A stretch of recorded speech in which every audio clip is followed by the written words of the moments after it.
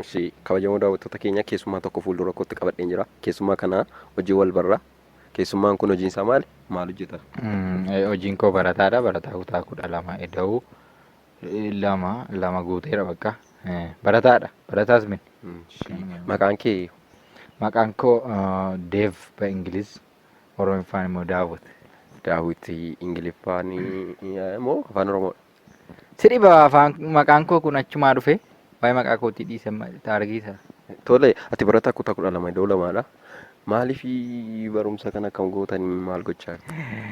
Barumsa moo? Barumsa kunoo eega mana barumsaa cufnee kunoo 7-9 finneerra akka namaatti hin jirru. Hojii humnaarra irraa kanuma naa gabaasi.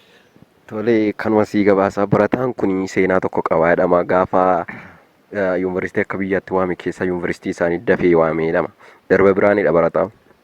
Booriin deemaa isaa jedhu ministeerri barnootaa achi dhaabbadhu waan jira seenaa kana maal Ayi deeme tikkeettii lafan kutadhetti akkasiin hin baane moo maallaa ta'edhanii gaariidha egaa kan saawwaafu kan qoqqocaa kootii fi kan shaanxaa kootii na gaddisiidha beektaa baajata guddaa itti dhangalaase.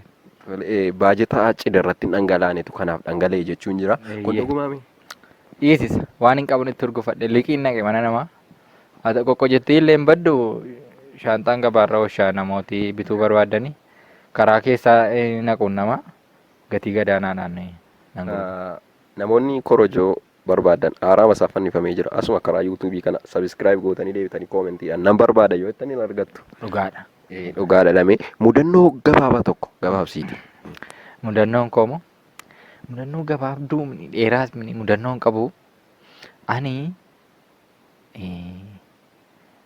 meechaadha baajatan qabu urgufeen gabaa keessaa mimmixa galagashee biteennaanii qoqqocanii fudhattee deemteedhan. Kunoo gaaga'ama yeroo sana natti dhufeen kunoo mimmixichi lafatti baduurra jedhanii guyyaa guyyaatti akka nama fal'aadhaan buqqeenaa qaqqabu mimmixe gahee. Mudannoo baay'ee nama fal'isiisudha. Sila soo kanuma keedhanii mimmixa bassoon kumtaalaan lafatti badaa akka jirutti. Sukkaarri egaa hin danfifannaa'udha. Bassoo koodhaaf kan mimmixa kooti. Gooftaamti naaf adeebisu. Bassoonis kunoo gamanumaa hin argama daakamaa isaa jechaaru. Fageenya keessan otoo eeggattani.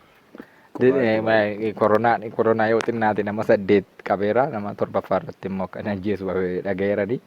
Rakkoon qabu. Kan koronaa rakkoon qabu adaraa keessan ijoolleen barattooti kutaa 12 eda'uurra jirtanii.